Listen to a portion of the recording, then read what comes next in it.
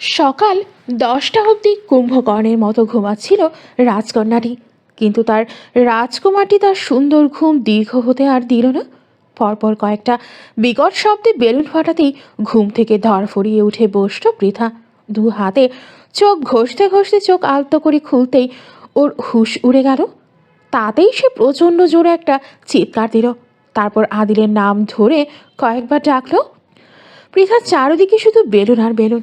মনে হয় সে বেলুনের সাগরে এতক্ষণ ডুব দিয়ে ঘুমিয়েছিল। আদিলকে রুমের ভেতর কোনো অবস্থায় দেখা গেল না। ফ্লোরে পা রাখার জায়গা অবধি নেই। খাটের থেকে উঁচু জায়গা জুড়ে শুধু বেলুন আর বেলুন। খাটের চারপাশে বাউন্ডারি দেওয়ার কারণে শুধু বেলুন প্রবেশ করতে পারেনি খাটে। সব লাভ আকৃতির বেলুন। পৃথা আবার ভীত স্বরে আদিল বলে ডাকতেই বেলুনের নিচ থেকে চট করে আদিল বের হয়ে খাটের ওপর রাখা উঁচু কোল বালিশটার ওপর মাথা রেখে স্থির চোখে চেয়ে রইল পৃথার দিকে। পৃথা ভূত দেখার মতো দু পা দুটো সাথে সাথে গুটিয়ে নিল। সেটা দেখে আদিল মৃদু হেসে বলল, ভয় পেয়েছেন আমাকে? পৃথা কপট রাগ দেখিয়ে অস্পষ্ট স্বরে বলে উঠল, ভীষণ ভয় পেয়েছি। এভাবে কেউ কাউকে ভয় দেখায়? আপনি সত্যি আমাকে ভয় পান নাকি? কিন্তু কাল রাতে তো অনুভূতির মায়াজাল বিছিয়ে আমাকে ঘায়ল করতেই গিয়েছিলেন। আল্লাহ বাঁচিয়েছে বলে এখনো সুস্থ ও স্বাভাবিক আছি। গতকাল রাতের কথা স্মৃতি হাতড়িয়ে মনে করলো পৃথা। সে এমন কাজ করতে পারে সেটা বিশ্বাসই করতে পারছে না। লজ্জায় সাথে সাথে গালের রং কিঞ্চিত পরিমাণে পরিবর্তন হলো। আদিল এক দৃষ্টিতেই সেদিকে চেয়ে রইল। চোখের পলক না ফেলেই আদিল অস্ফুটে বলে উঠল, জানেন, অবুঝ এমন প্রচণ্ড জ্বালাতন করছে আমাকে। আমার থেকে তেমন রেসপন্স না পেয়ে অনেকক্ষণ আহাজারিও করেছে। তাতেও কোনো সুবিধা না করতে পেরে সরাসরি একদম কলিজায় গিয়ে আঘাত করছে। বলেন তো, আপন আঘাতের এই গোপন ব্যথা সহ্য করি কিভাবে? আপনি কি আবার ব্যথা লাঘব করার জন্য কিছু করতে পারবেন? পৃথার কোনো প্রতিউত্তর না পেয়ে দীর্ঘশ্বাস ফেলে আদিল উঠে দাঁড়ানো। তারপর বেলুনগুলো একপাশে সরিয়ে বলল, ভাবলাম এত বেলুন দেখে আপনি খুশি হবেন, কিন্তু এখন তো দেখছি আপনি ভিতরে একটা ডিম। এতেও পৃথা লজ্জায় মাথা না তুলে আরও নিজেকে গুটিয়ে নিয়ে বিছানার চাদর খামচে ধরল। আদিল টেবিল থেকে গিফট পেপারে মোড়ানো একটা বক্স টেনে পৃথার সামনে রেখে বলল, এখানে কিছু জিনিস আছে, সেগুলো পরে দ্রুত রেডি হতে পারবেন তো? কোথাও যেতে হবে আমাদের। এবার মাথা তুলে পৃথা সব সংকোচ কাটিয়ে বলল। আমরা কোথায় যাচ্ছি? আদিল পৃথার আরও কাছে এগিয়ে গেল। তারপর ওর দিকে ঝুঁকে নাকের সাথে নিজের নাক মিলিয়ে আদুরে গলায় পৃথাকে বলল, আপনার এই লাজুকতা আমার মোটেও পছন্দ নয়। যখন আপনার হিতাহিত জ্ঞান থাকে না এবং আমাকে নিজের অজান্তে আক্রমণ করতে আসেন, তখন জোশ লাগে। বেসামাল হয়ে পড়ি, বড্ড বেসামাল হয়ে পড়ি। তখন আমি আর আমার মন একজুটি হয়ে খুনসুটিতে মেতে উঠি। কিছু কঠিন কথায় আদিলের রোমান্টিক কথাগুলোকে ছুটি দিয়ে পৃথা কথার ভাঁজে ভাঁজে রাগ দেখিয়ে বলে উঠল, বুঝলাম, তোমার কাছে তুমি হওয়ার যোগ্যতা আমার নেই, তাই আজও আপনি হয়েই রয়ে গেলাম। এমন কথায় আদিলের বাঁকা হাসিতে পৃথা যেন আরও অধৈর্য হয়ে উঠল। ছোটবেলায় খেলনা পাতে যেমন ছোট বাচ্চারা একটু সমস্যা নিয়ে ঝগড়াটে মেতে ওঠে, ঠিক তেমনি পৃথা অযথা আদিলের সাথে ঝগড়া করতে ওর মনের ভেতর ঝড় উঠে গেল। কিন্তু সেই ঝড়কে মনের ভেতরে স্থির করে দিয়ে রুম থেকে বের হয়ে গেল আদিল। যাওয়ার আগে বলে গেল দ্রুত তৈরি হতে। পৃথা ফ্রেশ হয়ে এসে বক্স খুলে দেখল একটা চিঠি। সেটা খুলতে বেরিয়ে এলো চমৎকার হাতের লেখার কবিতার চরণগড়ি। আমি যে বড্ড ভালোবাসি আমার হৃদয় মহিতাকে। ঠোঁটের কোণের চিরিতে হাসি রেখে স্পষ্ট হলো পৃথার। তারপর বক্সের দিকে মন ডুবালো। নীল একটা শাড়ি এবং ম্যাচিং করা কানের দুল, চুড়ি, রক্ত গাঁদা ফুলের মালা, নীল জুতা, নীল পুঁথি বসানো পায়েল, নীল পার্স, মেকআপ বক্সও রয়েছে। পৃথা খুশি হবে না কাঁদবে কিছু বুঝতে পারছে না। সে খুব সুন্দর করে শাড়ি পরতে পারে এবং সাজতেও পারে। তাই দেরি না করে যতটা সম্ভব দ্রুত তৈরি হতে লাগলো। তারপর আগের পরা কাপড়গুলো গোছ করে বক্সে ভরে আদিলের জন্য অপেক্ষা করতে লাগলো। কিন্তু আদিলের আসার নাম নেই। কাছে ফোনও নেই যে ওকে কল দেবে। আরও কিছুক্ষণ অপেক্ষা করতেই একটা মেয়ে এসে দরজা খুলে উকি দিতেই পৃথার দিকে চোখ আটকে গেল। এই যে নীল পুষ্প তার পাপড়িগুলোকে মেলিয়ে দিয়ে অবস্থান করে পুরো রুমময় অদৃশ্য মায়া ছড়াতে মুখর হয়ে উঠেছে। সে কিছুক্ষণ চেয়েই নিজেকে সামলিয়ে নিয়ে বলল, আপনি পৃথা ম্যাডাম? ইয়েস। ম্যাডাম, আপনার যদি আপত্তি না থাকে তাহলে আপনি আমার সাথে আসবেন। আদিল স্যার আপনার জন্য নিচে অপেক্ষা করছে। আমার সাথে আপনাকে যেতে বলল। পৃথা বক্সার পার্সটা হাতে নিয়ে এগোতেই মেয়েটি বক্সটা পৃথার কাছ থেকে নিয়েই পথ চলতে লাগলো। হোটেলের অনেকেই চোরাচোখে আদিলের হৃদয় মোহিতাকে দেখতে লাগলো। মেয়েটির পিছু পিছু নিচে নেমে আসতেই অদূর একটা গাড়ি দেখা মিলল। সেখানে গাড়িতে হেলান দিয়ে অপেক্ষা করছে আদিল। পরনে তার নীল কাটোয়া আর কালো ধুতি পাজামা। আদিলের ওই চশমা চোখের চাহনি পৃথার বুকে অদৃশ্য খুর বসানোর ক্ষমতা রাখে।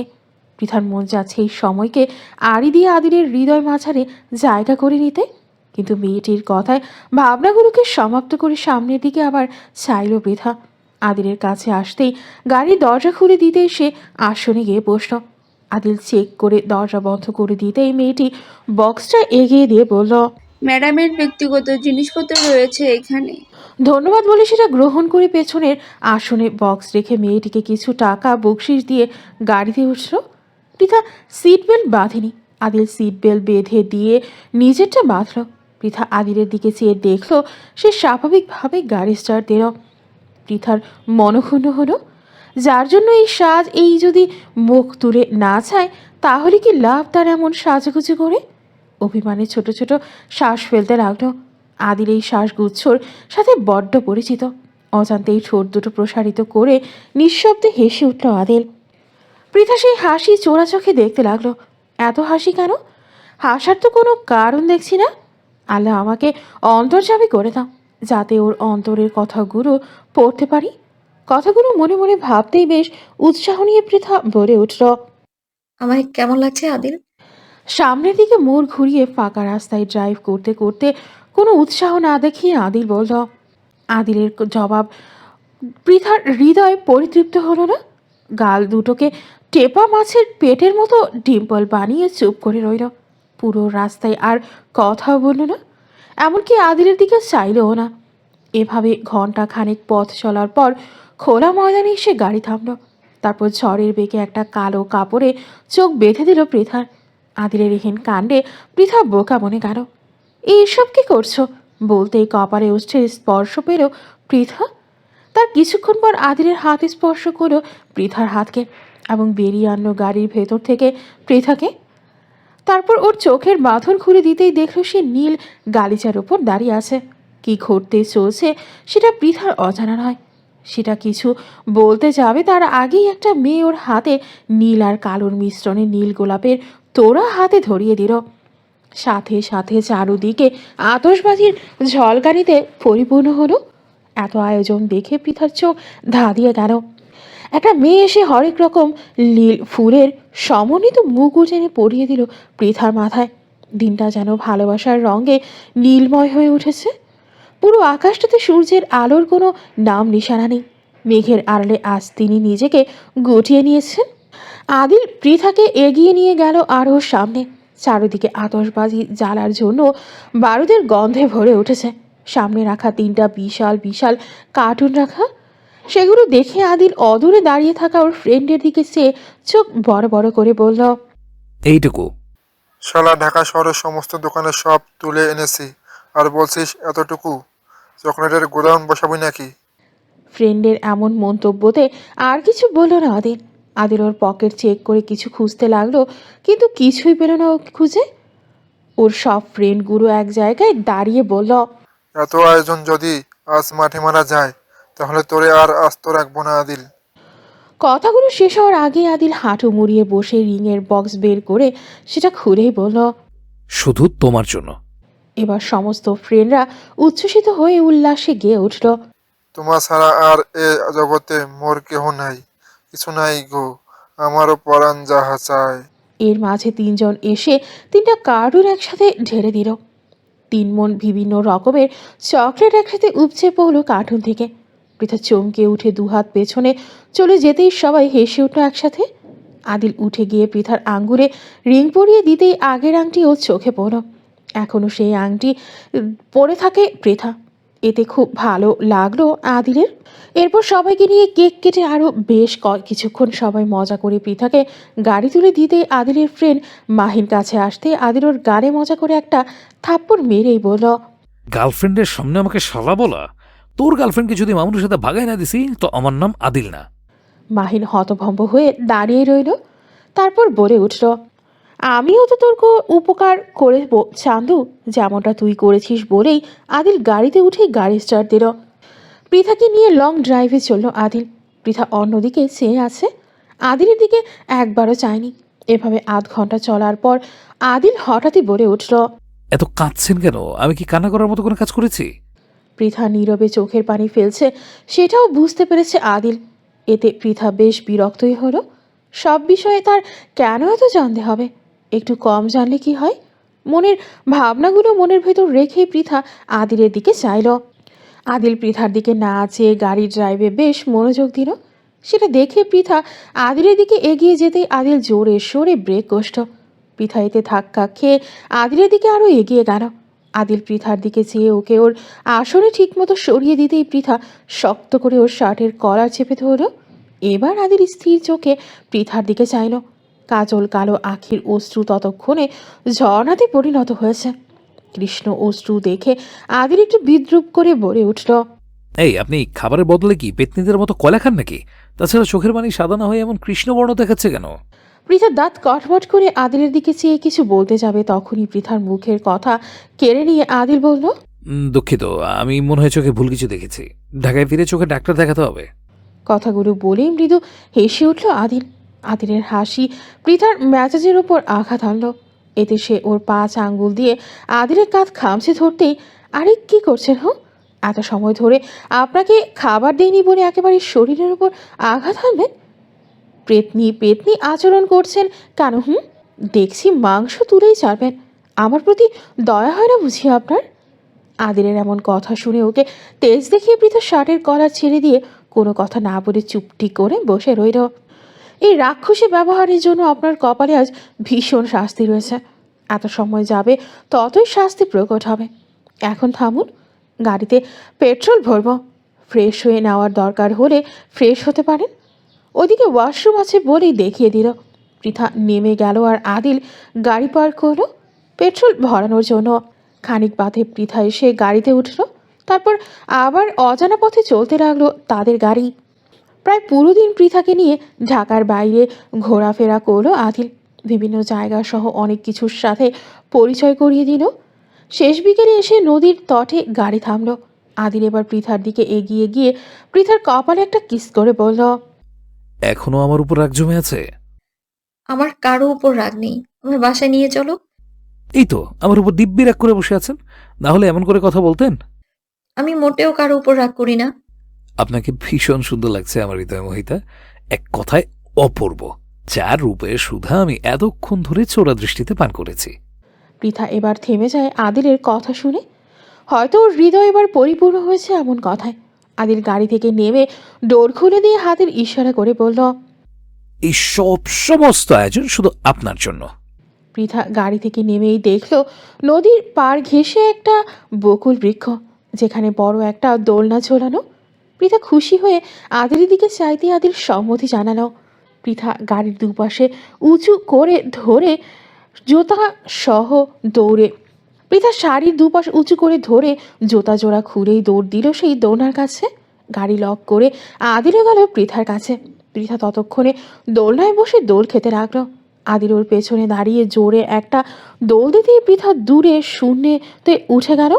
তারপর আদিলের কাছে আসার আগে পানিতে ওর পা জোরে স্পর্শ করতেও খিলখিলিয়ে হেসে উঠল। আদিল জোরে একটা চিৎকার দিয়ে পৃথাকে বলল, আদিলের রানী কি এতে খুশি হয়েছে?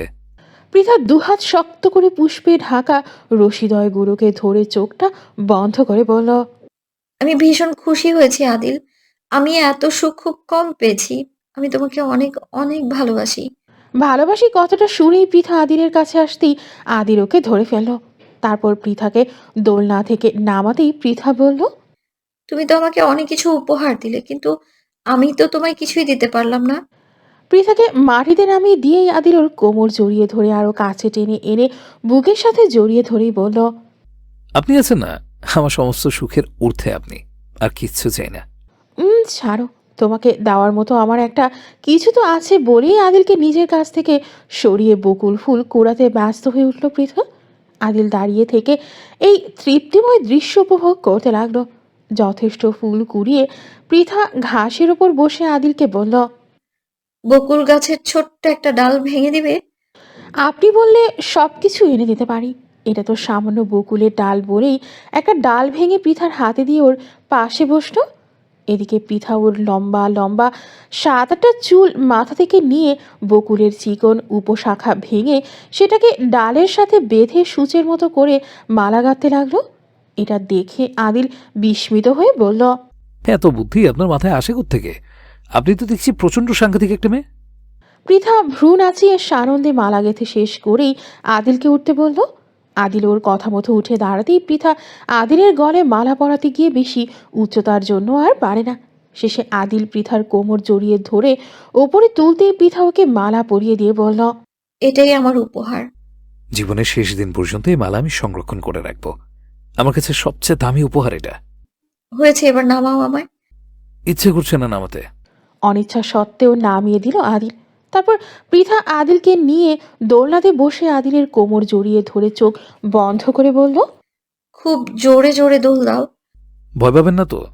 তুমি আছো তো, সামলে নিও। ওকে বলেই আদিল পৃথাকে ছেড়ে দিয়ে দোলনার ওপর দাঁড়ালো। তারপর বলল, শক্ত করে রশি ধরুন।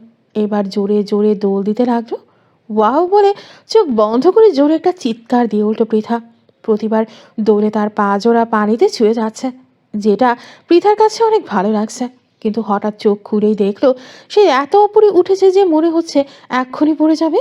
গা শিরশির করে উঠল পৃথা। এই থামাও থামাও বলে চিৎকার দিতে গাছের কাছে আসতে আদিল লাফিয়ে মাটিতে নেমেই রশি শক্ত করে ধরল। কিন্তু তাল সামলাতে না পেরে আরও একটু সামনে এগিয়ে যেতেই নিজের ব্যালেন্স ঠিক করতে পারল। তারপর পৃথাকে দোলনা থেকে নামিয়ে নিতেই ওর মাথা ঘুরতে লাগলো। আমি আর হাঁটতে পারবো না আদিল বলেই ওখানে বসে পড়ো পৃথা। ততক্ষণে চারপাশে আধার আর বিস্তার ঘটিয়েছে তার। পৃথা তা একটু রেস্ট নিতেই একটা আলোকসজ্জা নৌকা এসে তীরে ভিড়ল। আদিলের জন্য এতক্ষণ অপেক্ষা করছিল। পৃথাকে রেখে আদিল সেখানে অগ্রসর হতেই দুজন বৃদ্ধ লোক নৌকা থেকে বের হয়েই বলল, বাজান সব ঠিকঠাক করেই এনেছি, তোমরা এখানে থাকো, আমরা একটু দূরে আছি। আপনারা দুজন আমাদের সাথে ডিনার করেন, আমাদের এতে খুব ভালো লাগবে। না বাজান, এক্ষুনি খাইয়ে আইসি, পেটে আর কিছু ধরবে না। তোমরা থাকো বলে তারা পার ঘেঁষে উঠে গেল। আর আদিল পৃথাকে ডাক দিয়ে সেখানে যেতে। পৃথা ধীর পায়ে সেখানে উপস্থিত হতেই আদিল ওর দিকে হাত বাড়িয়ে দিয়ে বলে উঠল, আমি ছাড়া আপনার মনের রাজ্যতে কারোর প্রবেশ নিষিদ্ধ। আপনি শুধু আমার ভালোবাসায় সীমাবদ্ধ। পৃথা হাত বাড়িয়ে আদিলের হাত ধরে নৌকাতে উঠতেই দেখতে পেল পুরো নৌকাটি ফুল আর আলোয় সাজানো হয়েছে। অনেক বড় নৌকা, সেখানে চাউনির মধ্যে সুন্দর করে দুটি আসন পাতা রয়েছে। পুরো দিন পেটে খাবার না পড়ায় পেট চোচো করছে পৃথার। লজ্জায় কিছু বলতে পারেনি। আদিলকে নিয়ে চাউনির নিচে বসে বোতলের পানি দিয়ে হাত ধুয়ে বলল, এখানে চুপটি করে বসে থাকবেন, আমি খাবার খাইয়ে দেব, ওকে? পৃথা ঘাড় শুধু নাড়ায়। সব কিছু মাটির বাসনপত্র ব্যবহার করা হয়েছে খাবারগুলো রাখতে। আপনি মাছ পছন্দ করেন তাই সব কিছু মাছের মেনু রয়েছে। ইলিশ খাবেন? পৃথা মাথা উপর নিচে করে সম্মতি জানাতেই আদিল খাবার বেড়ে অতি যত্নে পৃথাকে খাইয়ে দিতে লাগলো এবং খাওয়ার ফাঁকে ফাঁকে নিজেও খেয়ে নিল। পেট পুড়ে খেয়ে ছাউনির মাছ থেকে বের হতেই পৃথা চেঁচিয়ে বলে উঠল, আদিল, আমরা তো নদীর মাঝখানে এসেছি, এখন ফিরবো কি করে? আদিল সব জিনিসপত্র গুছিয়ে বলে উঠল, নৌকায় দড়ি বাঁধা আছে পৃথা, তাই সমস্যা নেই। ওহ বলে পৃথা নৌকার পাটাতনে বসে পা জোড়া নদীর পানিতে নামিয়ে দিতেই আদিল এসে ওকে টেনে ওপরে তুলে বলল, রাতে পানির নিচে পা নামাতে নেই, এখানে কোনো সমস্যা থাকলে অসুবিধা হতে পারে। কিছু হবে না বলি পৃথা আবার পা নামাতেই আদিল ওকে একটা ধমক দিয়েই টেনে তুলে দাঁড় করালো। তারপর ছাউনির নিচে গিয়ে লাইট নিভিয়ে দিতেই পানির বড় বড় ফোঁটা পড়তে লাগলো পৃথার গায়ে। পৃথা ভেতরে এসব বলে ডেকে উঠল আদিল। এই প্রথম আদিল পৃথাকে তুমি করে বলে উঠল। এতে পৃথার খুশি হওয়া উচিত ছিল, কিন্তু কিছুক্ষণ আগে আদিলের ধমক ওর আত্মসম্মানে গিয়ে রেগেছে, যার দরুন ও ওখানেই দাঁড়িয়ে রইল। আদিল যখন দেখলো কিছুতেই পৃথা আসছে না, তখন আদিল সেখান থেকে বের হয়েই পৃথাকে এক প্রকার জোর করেই ভেতরে ঢোকালো। বৃষ্টিও ছমছম করে নামতে লাগলো। আদিল নিভু নিভু আলোয় পৃথার রাগিত চেহারা দেখে কিছু ওর দিকে চেয়ে বলে উঠল, কি হয়েছে, এত রাগ কেন? এখনও তো অত্যাচার শুরুই করিনি, তাতেই এত রাগ? বলে আদিল ওকে এক টানে ওর বুকের ভেতর টেনে নিল। তারপর পৃথার কানে ফিসফিসিয়ে বলে উঠল, শরীরের প্রতি লোভ নয়, বরং জীবনের শেষ নিঃশ্বাস অবধি একসাথে থাকা লোভকেই ভালোবাসা বলে। চোখের সামনে রাহির কপাল বরাবর কয়েকটা গুলি করল আন্ডারওয়ার্ল্ডের এক নেতা। এতে রাহি মুখ দিয়ে একটা শব্দ করার সুযোগও পেল না। ঠাস করে সে মাটিতে পড়ে গেল। সেটা দেখে জোরে চিৎকার দিতে গিয়েও চিৎকার দিতে পারল না রিয়াদ। মুখ দিয়ে শুধু গড়গড় শব্দ হতে লাগলো। পাশে রিয়াদের এক ছোট ভাই সেটা দেখে দ্রুত রিয়াদকে ঝাঁকাতে লাগলো। কোনো কিছুর ধাক্কা খেয়ে রিয়াদ ধর্মর করে উঠে বসল বেড়ে। বসেই পানি বলে জোরে জোরে শ্বাস নিতে লাগলো। ছেলেটি দৌড়ে গিয়ে এক গ্লাস পানি এনে রিয়াদের হাতে দিয়ে বলল, ভাই, খারাপ স্বপ্ন দেখেছেন? ঢকঢক করে পুরো গ্লাসের পানি পান করল রিয়াদ। হ্যাঁ, সে স্বপ্ন দেখছিল এতক্ষণ ধরে। সে কিছুক্ষণ বসে রইল ওভাবেই। তারপর মুঠো ফোন নিয়ে ওই অবস্থায় ছাদে গিয়ে রাহিকে কল দিল। ঘুমের ঘুরে রাহি কল রিসিভ করতেই অসংখ্য ভালোবাসার উপরন্ত পরশ এসে ওকে ছুঁতে লাগলো। সে ধপ করে উঠে বসে চাপা গলায় বলে উঠল, কি হয়েছে রিয়াদ? আমাকে নিয়ে কোনো খারাপ স্বপ্ন দেখেছো? তোমার বেলকনির দরজা খোল। এত রাতে তুমি আমার ব্যালকনিতে? খোল। রাহি বিছানা থেকে উঠে ঢুলতে ঢুলতে ব্যালকনির দরজা খুলেই দেখলো রিয়াদ দাঁড়িয়ে আছে। রাহিকে দেখা মাত্র রিয়াদ ওকে জড়িয়ে ধরল শক্ত করে। জীবনে বাবা মা তার থেকেও নেই, এই এক রাহি ছাড়া কেউ নেই তার জীবনে। রাহিকে জড়িয়ে ধরে নিঃশব্দে ফুপিয়ে কান্না করতে লাগলো রিয়াদ। তারপর অস্পষ্ট স্বরে বলে উঠল, আমার ভয় হয় রাহি, কবে যেন তোমায় হারিয়ে না ফেলি। রাহি স্থির হয়ে দাঁড়িয়ে আছে। সে বুঝতে পারছে রিয়াদ কোনো খারাপ স্বপ্ন দেখছে যার জন্য ও এমন করছে। এর আগেও এমন স্বপ্ন দেখে রাহির কাছে এসেছে রিয়াদ। সে রিয়াদকে বিছানায় বসিয়ে দিয়ে দরজা ভালো করে লাগিয়ে দিয়ে বাহিরে গেল। গভীর রাত, তাই সবাই ঘুমিয়ে পড়েছে। কিন্তু রাফাতের রুম থেকে আবিদার রাফাতের চিৎকার চেঁচামেচির শব্দ আসছে শুধু। এদের দুজনের মধ্যে প্রায় সবসময় ঝগড়া লেগে থাকে। বাসার সবার অভ্যাস হয়ে গেছে, তাই কেউ কিছু বলে না। রাহি ফ্রিজ থেকে কিছু মিষ্টি আর দই বের করে নিজের রুমে আসলো। রিয়াদ মিষ্টি খুব পছন্দ করে। দই ভর্তি চামচ রিয়াদের দিকে তুলে ধরতেই রিয়াদ দীর্ঘশ্বাস ফেলে বলল, আমি তোমাকে দেখতে এসেছি রাহি, এসব খেতে আসিনি। আমি এগুলো এখনো খাইনি। তুমি খেলেই তবে আমি খাবো, তাছাড়া খাবো না কিন্তু। রিয়াদ বাধ্য হয়ে খেতে লাগলো। দুজনে খাওয়া শেষ করে রাহি সেগুলো রেখে আসতেই রিয়াদ ওকে ওর বুকের ভেতর আবদ্ধ করে ফেললো। তারপর ভালোবাসার পরশ বুলিয়ে দিতে লাগলো রাহিকে। একসময় তারা একে অপরের সাথে মিলে গেল ভালোবাসার পূর্ণতা খুঁজতে। ভোর 4:19। পৃথাদের বাসার সামনে এসে আদিল গাড়ি থামালো। আদিলের ঘাড়ে হেলান দিয়ে পৃথা এতক্ষণ ঘুমিয়েছিল। এখনও অবশ্যই জাগেনি ঘুম হতে। পুরো দিন নানান জায়গায় যাতায়াত করাতে ক্লান্ত হয়ে পড়েছিল, তাই আদিলের আগে সে গাড়িতে উঠে ঘুমিয়ে পড়েছে। এর মাঝে আদিল ওকে সোজা বাসায় নিয়ে আসে। পৃথা বলে কয়েকবার ডাকতেই পৃথা চোখ মেলে দেখলো ওদের বাসার সামনে এখন ওরা। আমরা বাসায় এসেছি, ভ্রুকুচকে বলল পৃথা। হুম, এসেছি তো। চারদিকে বেশ অন্ধকার। পৃথা আড়মোড়া ভেঙে গাড়ি থেকে নামতেই আদিল লতিফা বেগমের নাম্বারে কল দেয়। সেটা দেখে পৃথা বলল, কাকে কল দিচ্ছ? আপনার ঢঙ্গি দাদিরে। আদিলের সংক্ষিপ্ত জবাবে পৃথা মুচকি হাসি দিয়ে বলল, বাবা, তুমি দাদির নাম্বারও সংগ্রহ করে রেখেছো? অনেক কিছু তো সংগ্রহে রাখতে হয়। দাদিকে কল দিয়ে কাজ হবে না, বাবাকে কল দিতে হবে, না হলে ওয়াল টপকাতে হবে। চলবে না মানে? একেবারে দৌড়াবে বলে কোমরের শাড়ি পেঁচিয়ে পৃথা একদম রেডি হয়ে বলল, আমি রেডি। গুড বলে আদিলও বাসায় অপর প্রান্তে পৃথাকে নিয়ে গিয়ে ওর কোমর জড়িয়ে ধরে উঁচু করে ধরতেই পৃথা বলল, আর একটু জাগিয়ে ধরো। ওকে ম্যাডাম বলেই পৃথাকে আর একটু জাগিয়ে তুলে ধরতেই পৃথা ওয়ালে উঠে বসল। আদিলও ওয়ালে উঠে এসে ওর পাশে বসল। পৃথা কোনোদিনও এইভাবে ওয়াল টপকায়নি, এই প্রথম, তাও আদিলের সাহায্য নিয়ে উঠতে পেরেছে। ভালো লাগছে পৃথা? আদিলের কথায় পৃথা সেদিকে না চেয়েই বলল, ভীষণ ভালো লাগছে। ওকে, এখন বাসায় চলেন বলে আদিল নিচে নামলো। তারপর হাত দুটো বাড়িয়ে দিয়ে বলল, নেমে আসেন। যদি পড়ে যাই? আমি আছি তো বলতেই পৃথা ওয়ালের ওপর হাত দিয়ে শক্ত করে ধরে নিচে নামতে আদিল ওকে ধরে ফেললো। তারপর ওকে নামিয়ে দিয়ে বলল, আমি এখানে দাঁড়িয়ে আছি, আপনি যান। পৃথা মাথা নেড়ে অগ্রসর হতেই আবার দাঁড়িয়ে পড়ল। তারপর বলল, না, এখানে কিছুদিন থাকবো। আঙ্কেল যে রয়ে গেল সেখানে? বাবা সকালে চলে এসেছে, নাহলে গাড়ি পেলাম কিভাবে? আপনি যান। আর শোনেন, আপনার পার্সে একটা ফোন আছে, আমি বাসায় গিয়ে কল দিব কিন্তু। কোথায় পার্স? ওটা গাড়িতেই মনে হয় ফেলে এসেছি। বলতেই আদিল আবার ওয়াল পেরিয়ে গাড়ি থেকে পার্স আর বক্স এনে পৃথাকে দিল। তারপর আবার ওয়ালে বসে পৃথার চলে যাওয়ার দিকে এক নজরে চেয়ে রইল। দাদির রুমের দরজা বন্ধ, তাই পৃথা চালের বাটা থেকে নিজের রুমের চাবি বের করে আস্তে আস্তে দরজা খুলে রুমে ঢোকার আগে আবার ওয়ালের দিকে চেয়ে দেখল আদিল ওয়ালের ওপর ওভাবেই বসে আছে। পৃথা ওকে চলে যেতে বলল হাতের ইশারা করে। তারপর দরজা বন্ধ করে দিল। আদিল সেখান থেকে ফিরে ওর বাসায় চলে গেল গাড়ি নিয়ে। চারদিকে ফজরের আজান দিয়েছে। লতিফা ঘুম থেকে উঠে রুমের দরজা খুলে বের হতেই পৃথার রুমের দিকে চোখ গেল। রুমের ভেতর আবছা আলো দেখা যাচ্ছে কপাটের ফাঁকা দিয়ে। এই ভোরবেলায় পৃথার ঘরে কে বলে ওর দরজায় গিয়ে টোকা দিল লতিফা।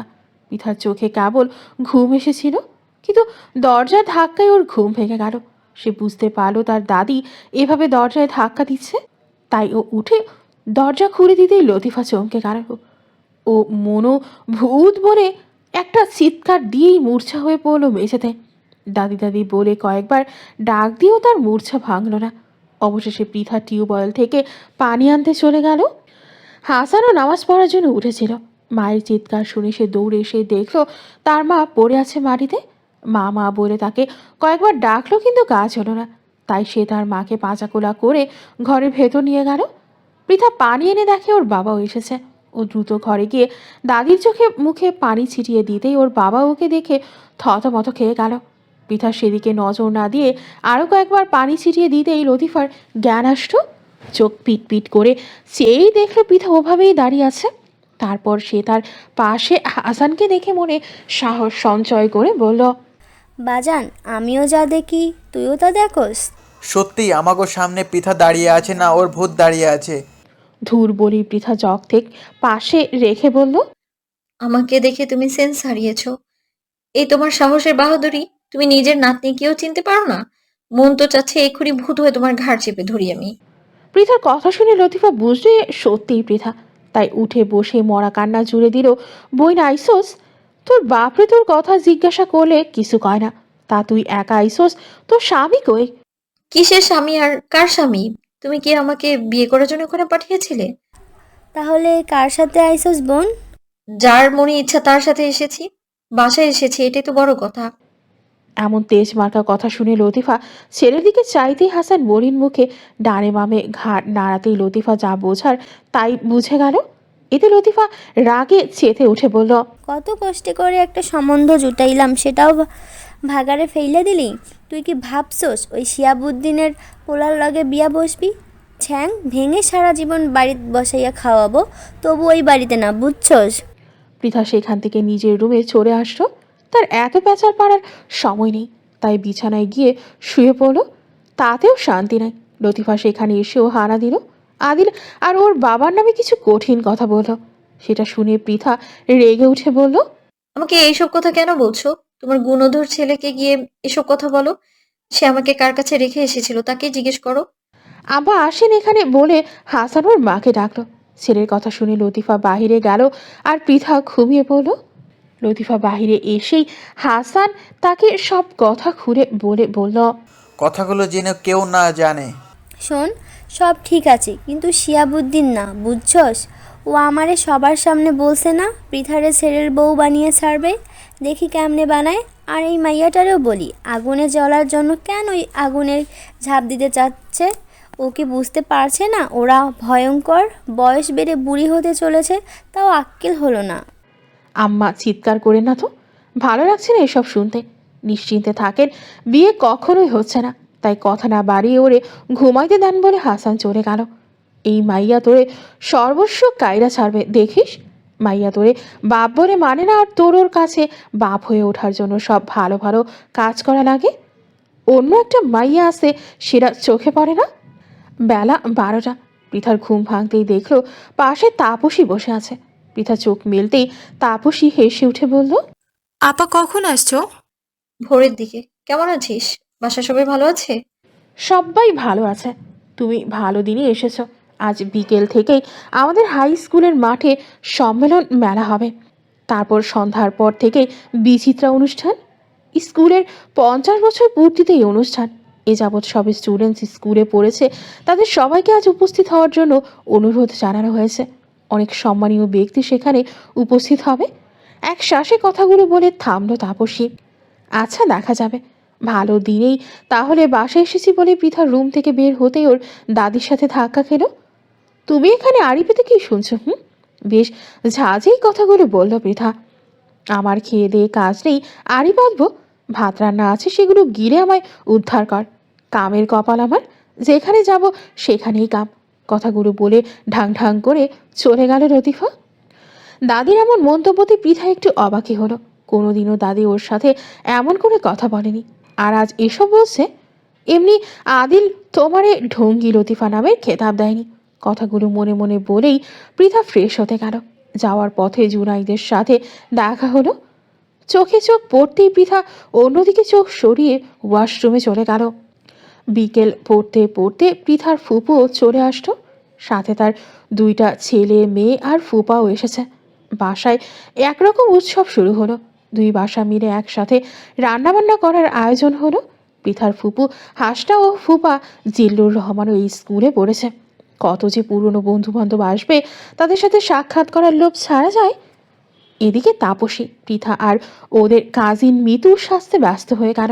কে কোন রঙের শাড়ি পরবে তার জন্য পৃথা চুজ করে দিল। সেই মাফিক মেকআপ সহ যা যা দরকার সব কিছু বলে দিল পৃথা। আর নিজে পরে নিল কালো রঙের 3 পিস। তারপর 3 বোন একসাথে বাসা হতে বের হলো স্কুলের উদ্দেশ্যে।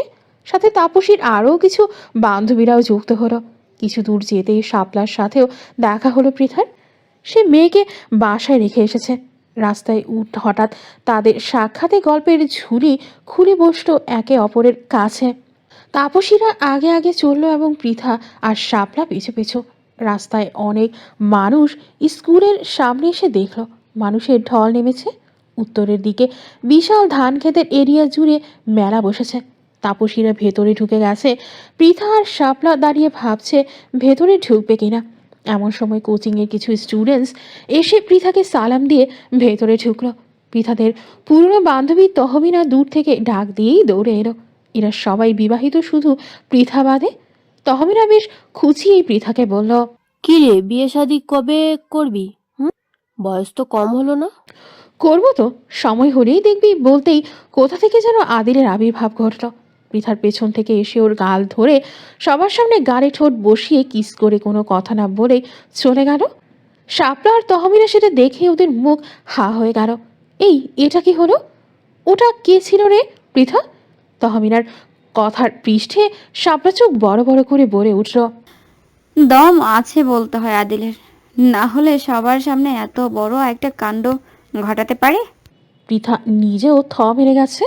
এমন একটা কাণ্ড ঘটাবে আদিল সেটা ভাবতেও পারেনি। এর মধ্যেই তহমিনা বলে উঠল, এখনো এই ছেলে তোর পেছনে পড়ে আছে? কবে এত প্রেম হলো তোদের? তাই তো বলি, সোহাগ চান বিয়ে তুমি কেন করো না? এদিকে ময়না ঠিকই ডুবে ডুবে জল খাচ্ছে। তা বিয়ে করছিস কবে বল তো? আরে বাদ দে তো, বলেই পৃথা আদিলের পথ অনুসরণ করে পেছন পেছন চলতে লাগলো। ভেতরে ঢুকে দেখলো অনুষ্ঠান শুরু হয়ে গেছে। প্রধান অতিথি শিহাবুদ্দিন সাহেব। তিনি এলাকার গণ্যমান্য ব্যক্তি।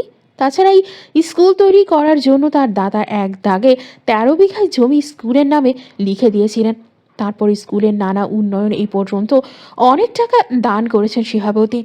স্কুলের ফান্ড থেকে টাকা তুলে আরও কিছু টাকার শর্ট পড়ে তিনি বাকিটা দিয়েছেন, যাতে এই মিলন মেলাটা সুন্দরভাবে সমাপ্ত হয়। এদিকে প্রাক্তন ছাত্ররা তাদের শিক্ষা জীবনের রঙিন দিনগুলো সবার সাথে শেয়ার করছেন মাইক্রোফোনে।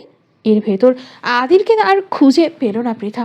তারপর এদিক ওদিক খুঁজতেই স্কুলের সিঁড়িঘরের সামনে দেখলো ওকে।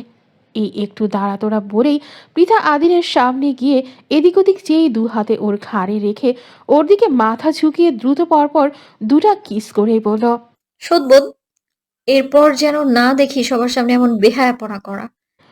ফোনে কথা বলার কারণে আদিল তেমন কিছুই বলতে পারেনি। সে শুধু ওর গালে হাত দিল। পৃথা দেখলো আদিলের গাল লাল হয়ে গেছে। ব্যাগ থেকে পানির বোতল বের করে অল্প পানি হাতে নিয়ে আদিলের গা ছুঁয়ে দিয়ে বলল, কিসি করেও দেখছি শান্তি নেই। একটু গালের ঠোঁট লাগালেই রক্ত গোলাপ হয়ে যায়। আদিলের ফোনের ওপাশে ওর মামা ছিল, তাই ও কিছু বলতে পারছে না। কিন্তু পৃথা ওখান থেকে চলে যাওয়ার প্রস্তুতি নিতেই ওর হাত চেপে ধরল আদিল। তারপর সবার আড়ালে নিয়ে গেল ফাঁকা একটা ক্লাসরুমে। এরপর ওকে দেয়ালের সাথে নিজের শরীর দিয়ে চেপে ধরে অন্য হাতে মুখ চেপে ধরল। পৃথার বুকের ভেতর ধুকপুকানি শুরু হয়ে গেল। জেনে শুনে সে বাঘের খাঁচায় পা দিয়েছে, তাই যন্ত্রণা তো তাকে সহ্য করতেই হবে। আদিল সালাম দিয়ে কল কেটে দিল। তারপর পৃথার মুখের থেকে হাত সরিয়ে ওর দিকে এক পলকে চেয়ে রইল। এরপর ওর ঘাড়ের কাছে মুখ নিয়ে গিয়ে আদুরে গলায় বলে উঠল, আপনার সাহস তো কম না, আমাকে কিস ফেরত দিতে এসেছেন। এখন আমি যদি এই থামো থামো, আমি তোমাকে ইচ্ছে করে দিতে আসিনি, বুঝলে? ভাবলাম ঋণ রাখতে হয় না, এতে যদি ঋণের বোঝা সহ্য করতে না পারি, তাই এসেছিলাম সেটা শোধ করতে। বেশ করুণ স্বরেই বলে উঠল পৃথা। এসেছেন যখন তাহলে আরও একটু ঋণের বোঝা নেন, বলেই পৃথাকে অগণিত হারে কিস করে ছেড়ে দিল আদিল। তারপর বেশ কড়া ভাষায় বলল, পেছনের সারিতে আপনার জন্য জায়গা রাখা আছে, কোনো দিকে যেন যেতে না দেখি। এখানে প্রচণ্ড ভিড়, তাই অন্যদের সাথে ধাক্কা লাগারও চান্স বেশি। পৃথা কোনো কথা বলে না। ক্লাসরুম থেকে বের হয়েই শাপলাদের কাছে আসলো। তারপর ওদের নিয়ে নির্ধারিত জায়গায় গিয়ে বসল। রাত 9টা বাজে। পৃথাসহ ওর অনেক ফ্রেন্ডরা এক স্থানে রয়েছে। কতদিন পর তাদের সাথে দেখা, সবাই একসাথে আনন্দে মেতে উঠল। এদের মধ্যে এক ফ্রেন্ড নিবিড় পৃথার মাথায় টোকা দিয়ে বলল, কিরে পিথারানি, তুই তো আগের মতোই কিউটি আছিস, তা বিয়ে করবি কবে? আর পাত্র যদি খুঁজে না পাস তো আমি আছি। কেন ভাই, তোর নীলা কি তোর কাছ থেকে ছটকে গেছে? বলেই তহমিনা জোরে হাসতে লাগলো। আরে বন্ধুর কাটা গায়ে নুনের ছিটা দেশ কেন দোস্ত? তা পৃথা বিয়ে করছিস কবে বলতো? আমরা অনেকেই আছি। বস্তার মুখ খুলে দিলাম, যা মন চায় বেছে নে, বলেই কাউসার হেসে উঠল। কী রে, তোরা পৃথাকে নিয়ে মরছিস কেন? আমরা এত মেয়ে আছি এখানে, আমাদেরকে চোখে পড়ছে না তোদের? বেশ রাগ দেখিয়ে কথাগুলো বলল জেরিন। তোদের দিকে চোখ পড়বে কেন বল? তোদের বিয়ে নামক ছাপ্পা মারা হয়ে গেছে কপালে। খামোখা তোদের নিয়ে টানাটানি করবো কেন? যাকে দরকার তাকে নিয়েই তো টানাটানি করব। তাছাড়া পাগলা কুত্তায় কামড়াচ্ছে নাকি আমাদের? তোদের নিয়ে টানাটানি করে কেস খাই, তাই না? কিরে শাপলা, ঠিক বলিনি? বলেই হেসে উঠল সাদ্দাম। তা তোর ভাষায় প্রপোজাল পাঠাবো পৃথা? কথাগুলো বলেই পৃথার দিকে গভীরভাবে চাইল রকি। এই তোরা থামবি? কেন এমন পরিবেশ তৈরি করছিস? ওগুলো বিয়ে টিয়ে বাদ। এখন বল, কে খাওয়াবি আমাদের? দোস্ত, খাওয়ানোর সময় কিপটামি করা কিন্তু চলবে না। কিরে তানিয়া, কিছু বল। অবশেষে সবাই মিলে দোকানে ভিড় জমালো। সব ছেলেরা মিলে চাঁদা তুলে খাবারের আয়োজন করা হলো। পরিশেষে 22 জনের হাতে একটা করে কোন আইসক্রিম ধরিয়ে দিল। সবাই মজা করে খেতে খেতে নানান কথা শেয়ার করতে লাগলো। রাত তখন 10:30 পেরিয়ে গেছে। এর ভেতর আদিল সহ তাপসী একাধিকবার কল দিয়েছে পৃথাকে, কিন্তু পৃথা টেরই পায়নি। অনেক মেয়েরা চলে গেল এর মধ্যে। শাপলা অনেক আগেই চলে গিয়েছে, বাসায় মেয়ে আছে বলে। নিবিড় পৃথার দিকে এগিয়ে এসে বলল, অনেক রাত হয়েছে, চল তোকে বাসায় দিয়ে আসি। ততক্ষণে বিচিত্রা অনুষ্ঠান জমে গেছে। স্টেজে নৃত্য পরিবেশন চলছিল তখনও। নিবিড়ের কথা শুনে পৃথার টনক রইল। ফোন বের করে দেখল 27টার বেশি মিসড কল। আমাকে আজ তো আর রাখবে না বলে সবাইকে বাই বলে পৃথা ভিড়ের মাঝেই যাওয়ার প্রস্তুতি নিতেই কোথা থেকে আদিল এসে ওর হাত ধরে টেনে নিয়ে গেল অন্যদিকে। নিবিড় সহ অনেকেই বেশ অবাক হলো এমন কাণ্ড দেখে। এই ওকে কে নিয়ে গেল বলে ভিড়ের মধ্যে খুঁজতে লাগলো নিবিড়া সাদ্দাম, কিন্তু খুঁজে আর পেল না। পৃথাকে স্কুলের গেট পার করে এনে হাত ছেড়ে দিল আদিল। তারপর গম্ভীর স্বরে বলে উঠল, বন্ধুদের সাথে মজা করা ভালো, কিন্তু সেটাকে ওভার পর্যায়ে নিয়ে যাওয়াটা ঠিক নয়। আপনি কি জানেন আপনার বন্ধু নিবিড় ছেলেটা আপনার শরীরে বারবার হাত দেওয়ার চেষ্টা করছিল?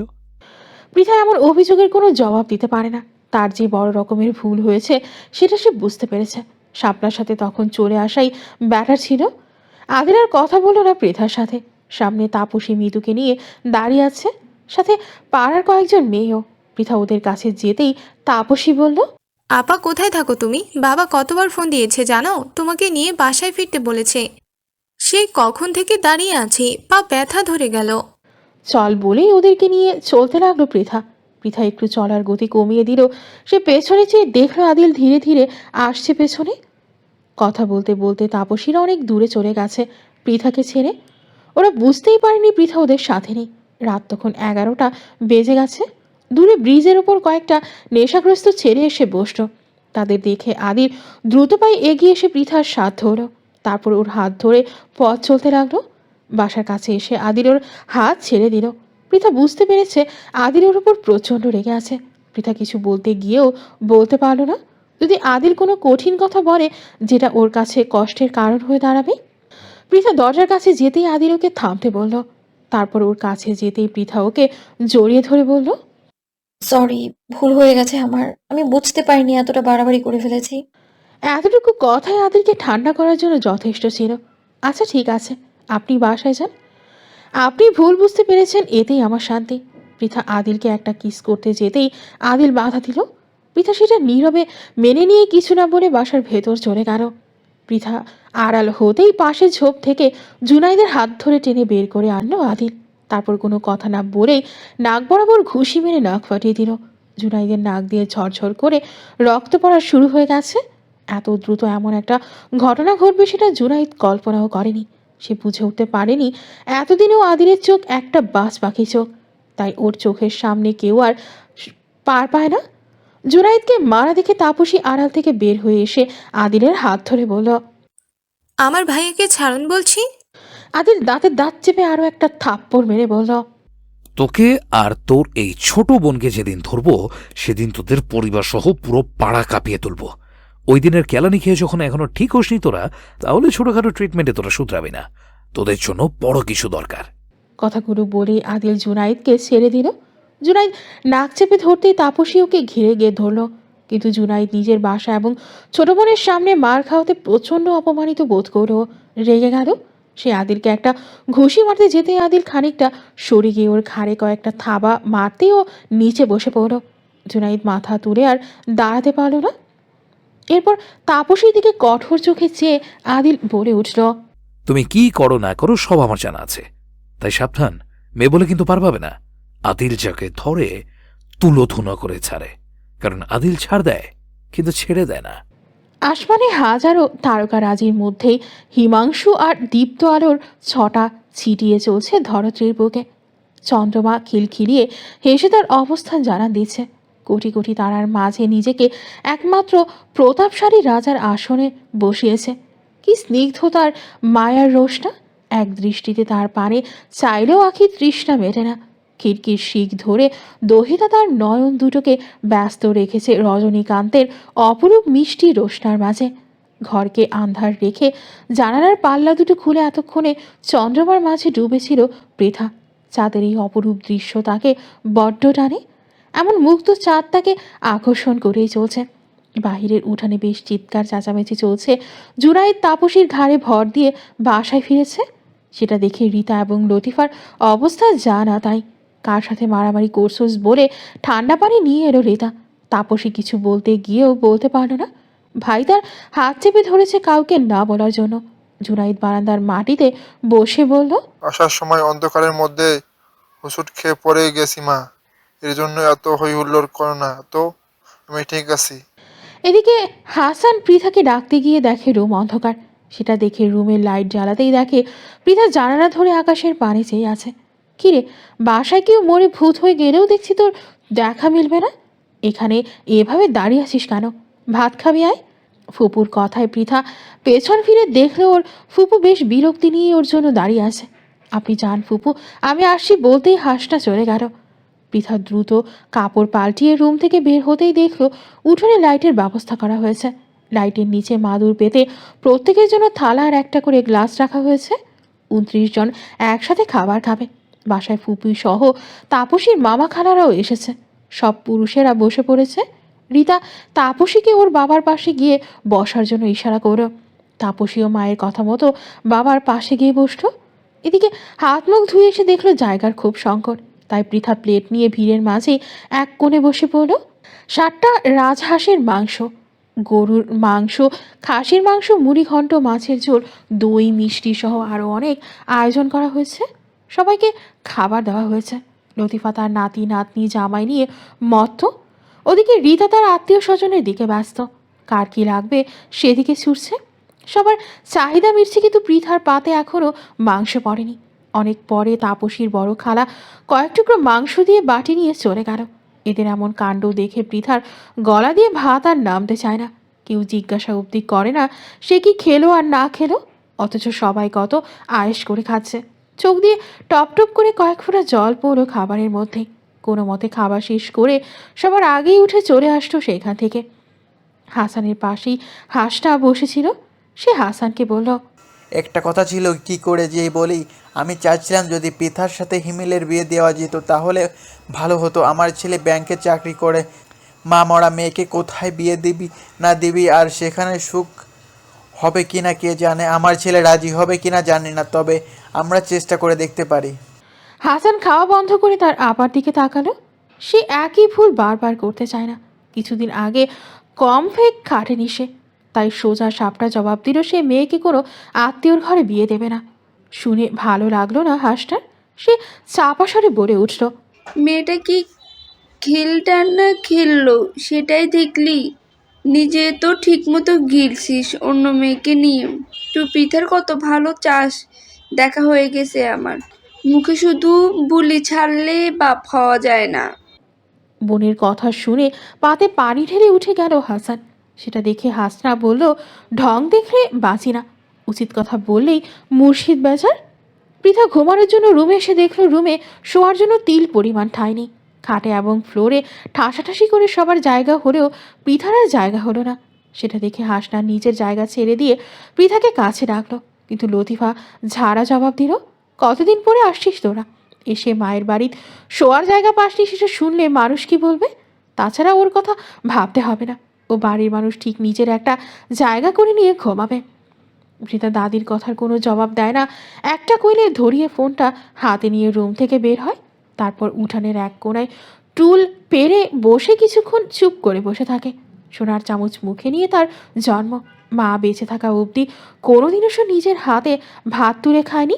মা অফিসে যাওয়ার আগে খাওয়াই দিয়ে যেত, তারপর অফিস থেকে ফিরে এসে আবার খাইয়ে দিত।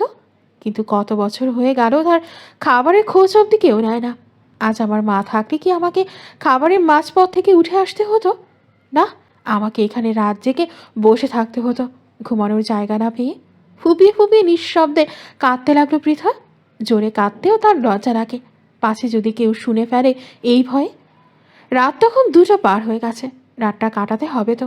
আদিলকে কল দেবে কিনা এসব ভাবতে ভাবতেই ফোনে ডাটা অন করে হোয়াটসঅ্যাপে আদিলকে নক করলো। মেসেজ যেতে দেরি, কিন্তু ওর রিপ্লাই দিতে দেরি হয় না। শেষে কলই দিয়ে ফেললো আদিল।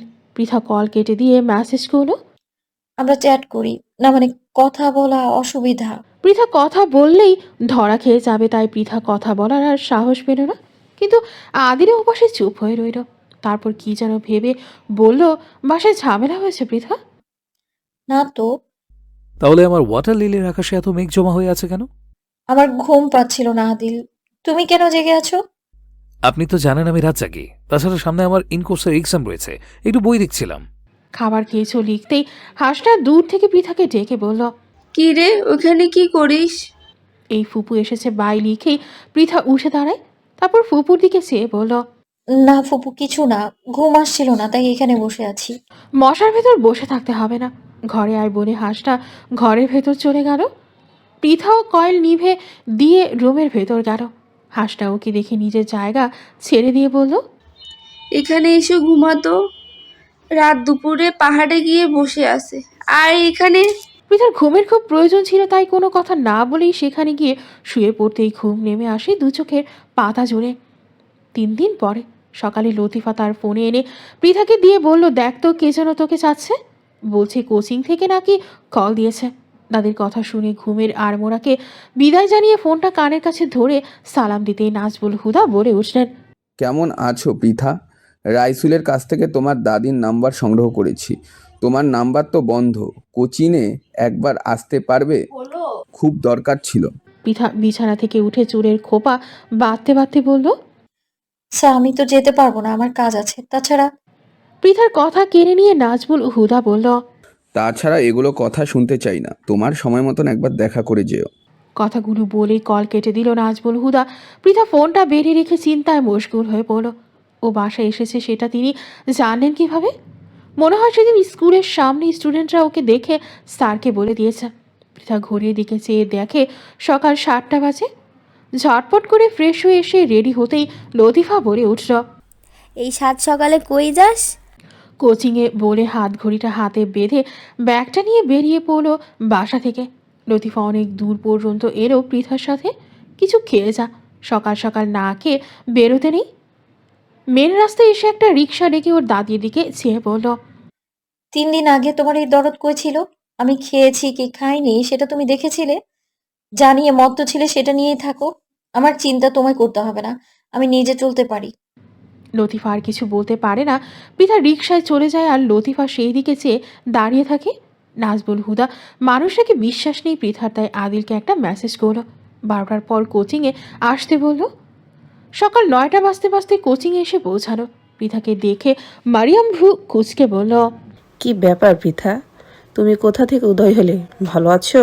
স্যার ডেকেছে বলে মুচকি হেসে নাজমুল হুদার রুমে ঢুকলো পৃথা। নাজমুল হুদা স্টুডেন্টসদের খাতা কাটতে ব্যস্ত ছিল। পৃথার কথা শুনে ভেতরে আসতে বলে নিজেই উঠে গিয়ে 1 কাপ কফি নিয়ে আসতো।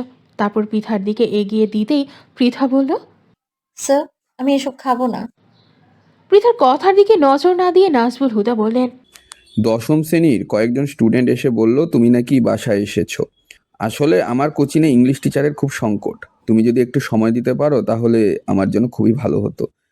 স্যার, আমার সময় নেই। আমি অন্য একটা কাজে জড়িয়ে পড়েছি। সেখানে সময় দিতে গেলে এখানে দিতে পারবো না। নাজমুল হুদা উঠে গিয়ে হিসাব করে কিছু টাকা এনে পৃথার হাতে ধরিয়ে দিয়ে বলল, 1 মাস আগে তুমি 17টা ক্লাস করিয়েছিলে, তার বেতন। দেখো, সপ্তাহে যদি 2টা দিনও সময় দাও তাহলে আমার খুবই উপকারী হবে। স্যার আমি ভেবে দেখব বলে পৃথা উঠতে যাবে এমন সময় পৃথা কি যেন ভেবে বলল, আচ্ছা স্যার। তারপর সেখান থেকে উঠে ক্লাস 9-এর শ্রেণী কক্ষে ঢুকলো। সবাই উঠে দাঁড়ালেও 3য় সারির বেঞ্চের এক ছাত্র না দাঁড়িয়ে মাথা নিচু করে টেবিলের সাথে মাথা লাগিয়ে কি যেন করছে। সব স্টুডেন্টদের বসতে বলে পৃথা এগিয়ে যায় সেই ছাত্রের কাছে। ছেলেটি তখনও নিচু গলায় ফোনে কথা বলতে ব্যস্ত। সে বুঝতেই পারেনি ক্লাসে ম্যাম এসেছে। পৃথা গিয়ে তার পাশে বসে চুপ করে শুনতে লাগলো সে আসলে কি কথা বলছে। জান, খেয়েছো তুমি? তুমি না খাইলে কিন্তু আমিও খাবো না। কাল থেকে না খেয়ে আসি শুধু তোমার জন্য। ক্লাসের সবাই মিটমিট করে হাসছে। পৃথা মুখে আঙুল পুড়ে সবাইকে চুপ থাকতে আবার মনোযোগ দিল সেই ছেলেটির দিকে। সে আবার বলল, জানো, আমি সত্যি বলছি, এখানে খাবার খাইনি। এবার পৃথা ছেলেটির কান ধরে দাঁড় করিয়ে বলল, তুমি কি ভেবেছো সে তোমার জন্য না খেয়ে বসে আছে? গিয়ে দেখো, এতক্ষণে পেট পুড়ে সে ঠিকই তোমাকে না না বলছে। পৃথা কথাটা বলা শেষ করতেই ক্লাসে হাসির ফোয়ারা চড়তে লাগলো। সবাই একসাথে হেসে উঠল। এতে ছেলেটি লজ্জায় মাথা নিচু করে রইল। পৃথাও হাসতে হাসতে ওর নিজের জায়গায় এসে সবাইকে ধমক দিয়ে বলল, এই চুপ সবাই, এতে এত হাসার কি আছে? প্রতিটা মানুষ প্রেমে পড়বে। তোমার ক্লাসের সব থেকে হাবলাকান্ত ছেলেটাও দেখবে এক সময় কোনো এক মায়াবিনীর প্রেমে হাবুডুবু খাচ্ছে। কিন্তু এই সময়টা প্রেমকে প্রাধান্য না দিয়ে পড়ালেখায় মনোযোগ দাও। প্রেম করার অনেক সময় পাবে, কিন্তু শিক্ষা জীবন একটা নির্দিষ্ট সময় পর্যন্ত তোমার কাছে থাকবে। সময় আর শিক্ষা জীবন, এই দুটো জিনিস জীবন থেকে হারিয়ে গেলে দ্বিতীয়বার আর ফিরে আসে না। তাই লেখাপড়ায় মনোযোগী হওয়া উচিত। সব স্টুডেন্টসরা মনোযোগ দিয়ে শুনল কথাগুলো। তারপর পৃথা তার ক্লাসে মনোযোগ দিল। আদিল পৃথার জন্য অপেক্ষা করছে। 12টা বেজে 10 মিনিট পার হলো, তবুও দেখা নেই তার। আরও 5টা মিনিট ব্যয় হতেই পৃথা আদিলের কাছে হাজির হলো। বেচারা ঘুম থেকেই উঠে এসেছে মনে হয়, চোখ মুখ ফোলা ফোলা হয়ে আছে। পৃথাকে দেখে আদিল একটা রিক্সা ডাকলো। রিক্সা কাছে আসতেই পৃথা সেখানে উঠে বসলো। এমন সময় আদিলের ফোনে কল এলো। আদিল কল রিসিভ করে রিক্সায় উঠেই বলল, হ্যাঁ বাবা বলেন। তুমি কোথায় বাপ? আপনার বৌমার সাথে আছি, কিছু বলতেন? আচ্ছা বলে আদিলের বাবা কল কেটে দিল। আদিল ফোনটা হাতে নিয়ে রিক্সার হুডি তুলে দিয়ে বলল, সকালে কিছু খেয়েছেন?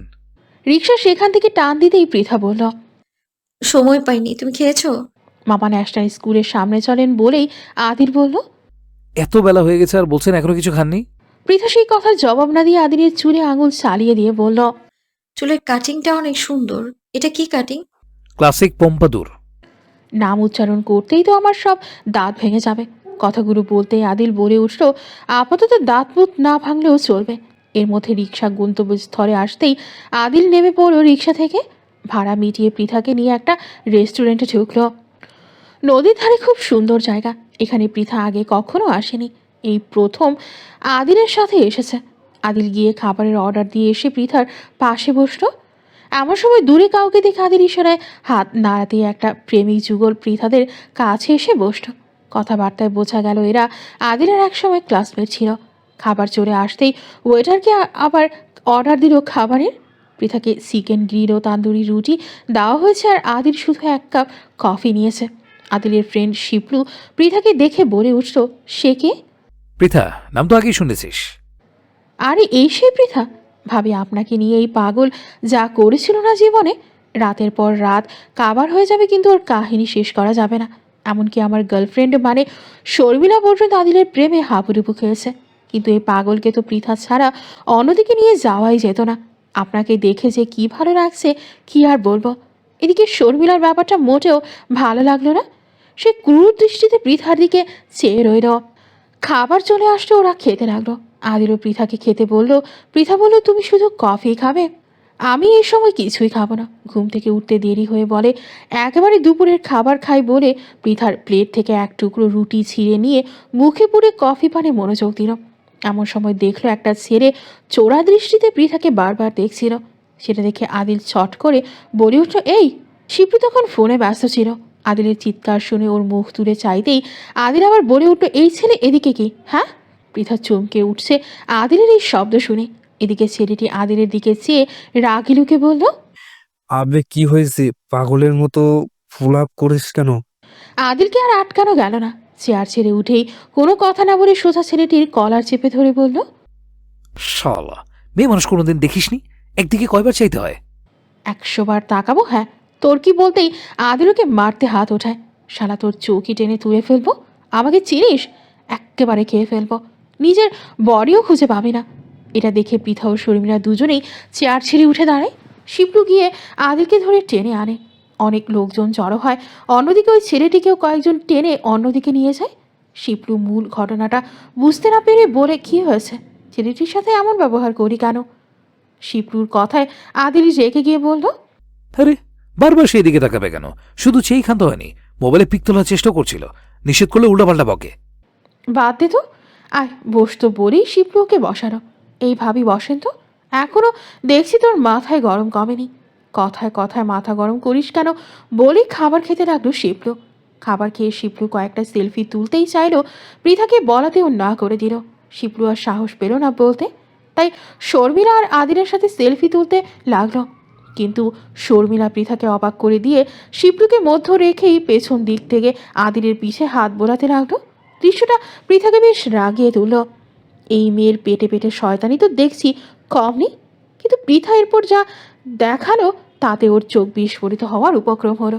আদিলের পিঠ থেকে যেমন শিপলুর অজান্তেই শর্মিলা হাত দিয়েছে, ঠিক তেমনি শিপলুর অজান্তে আদিল সোজা ধাম করে একটা কিল বসিয়ে দেয় শর্মিলার পেটে। সাথে সাথে শর্মিলা ওর পিঠ ছাড়িয়ে তোলে। ওর দম বন্ধ হওয়ার উপক্রম। সে দ্রুত তার পিঠ নাড়াতে লাগলো। তারপর আদি সেলফি তোলা বাদ দিয়ে সরে এসে বলল, দোস্ত, আমার সময় নেই রে, আবার অন্য কোনো দিন দেখা হবে। এদিকে শর্মিলার চোখ মুখের অবস্থা দেখার মতো। শিবলু পৃথার কাছে আসতেই আদিল শর্মিলার কাছে গিয়ে নিচু গলায় বলল, তুই আর জীবনও ভালো হবি না। ভালো হওয়ার দিন তো শেষ। শুধু একটাই আফসোস হচ্ছে আমার নিরীহ বন্ধু শিপুলকে নিয়ে। সে এত দিনেও তোকে চিনতে পারলো না। শর্মিলা কিছু একটা বলতে যাবে, তার আগেই আদিল আবার বলে উঠল। আদিল আর 1 মুহূর্ত দেরি না করে পৃথাকে নিয়ে বের হয়ে আসতো। পৃথা তখনও বিশ্বাস করতে পারছে না মেয়ে বান্ধবীকেও সে ছাড় দিতে জানে না। একদম ডাইরেক্ট অ্যাকশন। ও আল্লাহ, আমাকে কোন পাগলের পাল্লায় ফেলে দিলে? এই পাগলকে নিয়ে আমি কি করি? এর মাথা গরম দেখে নিজেই আমি ভয় পেয়ে যাই। সেদিনের মতো তারা বাসায় ফিরে আসে। রাত 12টা পার হয়ে গেছে। বাহিরে ভীষণ বৃষ্টি হচ্ছে। টিনের চালা যেন ছিঁড়ে যাবে বৃষ্টি পড়ার শব্দে। 1 হাত দূরের কথা শোনা যাবে না মনে হয়। তাপসী বিছানায় শুয়ে এপাশ ওপাশ হয়েই চলছে। সে আজ ভয়ানক সিদ্ধান্ত নিয়েছে। তার 3টা ফ্রেন্ডকে আসতে বলেছে। আসতেই কাজ শুরু করে দেবে। আজ সব অপমানের শোধ নেবে সে। এমন সময় ফোনে কল আসতেই কল কেটে দিয়ে তাপসী রুম থেকে বের হয়।